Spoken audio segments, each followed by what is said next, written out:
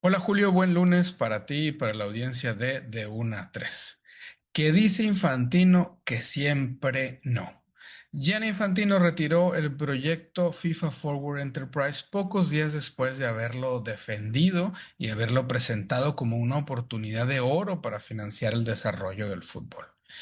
En la explicación oficial, Infantino dice que después de escuchar las opiniones de las federaciones y de entender que el proyecto generaba más divisiones que unir al fútbol, decidía que la propuesta no iba a continuar.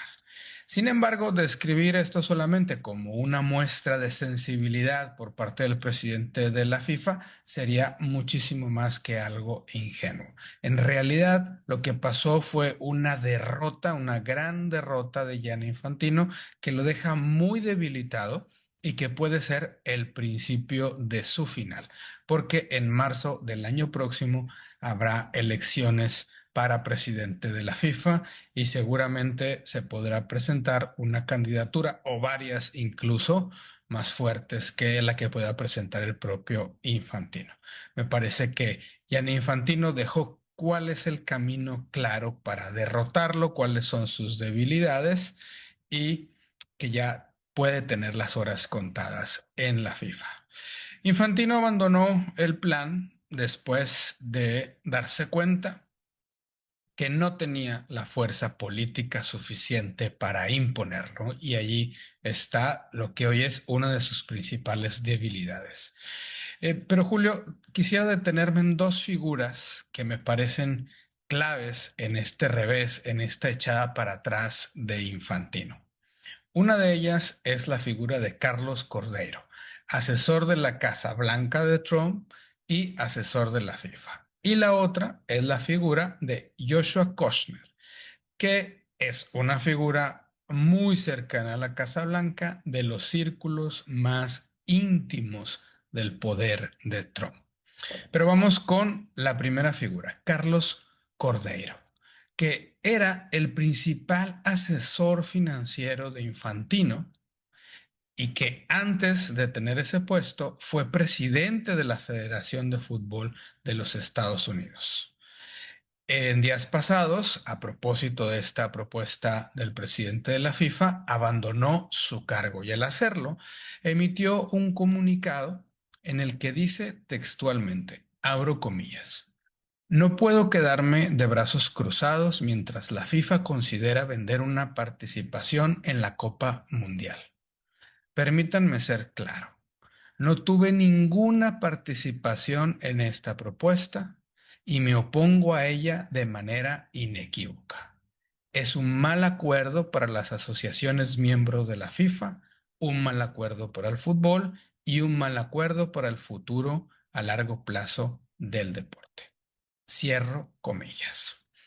Esa fue la declaración pública de Carlos Cordero, pero me parece importante revisar un poco su figura y sus actuaciones previas a llegar a ser asesor financiero de Gianni Infantino. Como decíamos, fue presidente de la Federación de Estados Unidos de Fútbol y tuvo que dimitir de su presidencia porque él se enfrentó a la selección femenina porque las jugadoras pedían cobrar lo mismo que la selección masculina en Estados Unidos.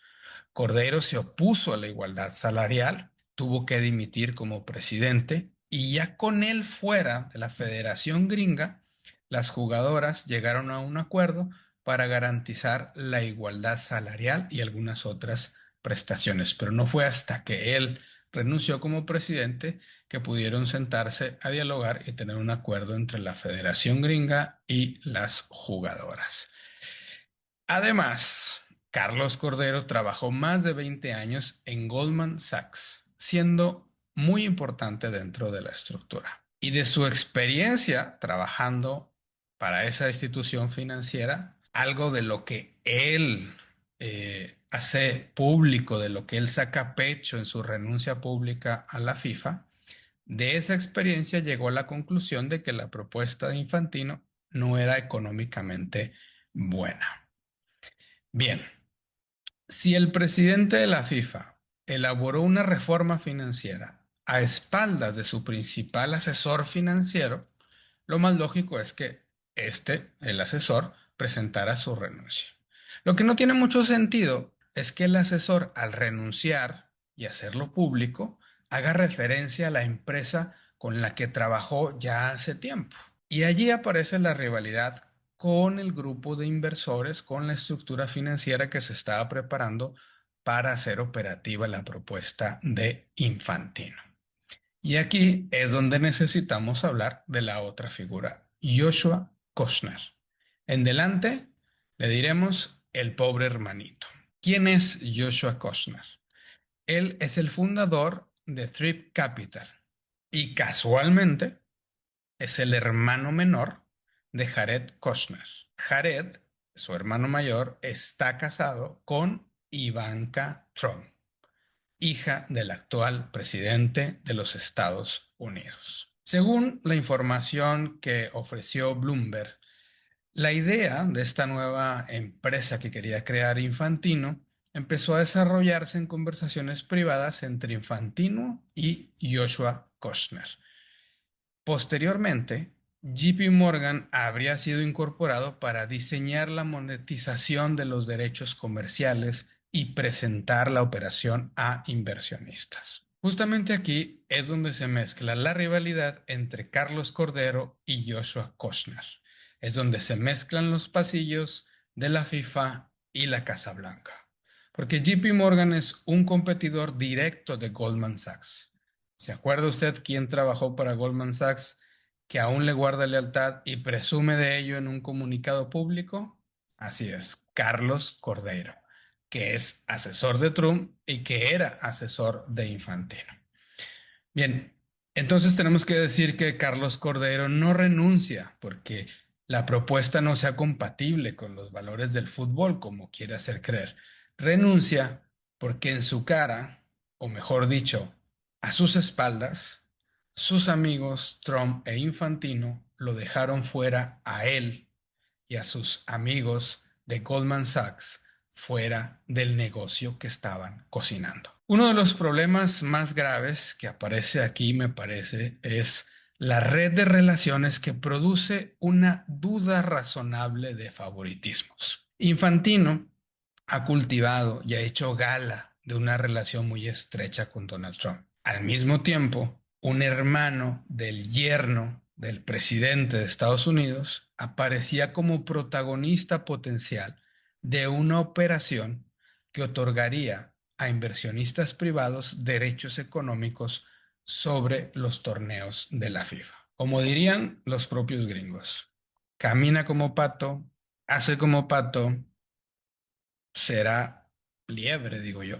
Esta operación nos permite observar una forma de capitalismo en la que el acceso económico depende de redes políticas, familiares e institucionales.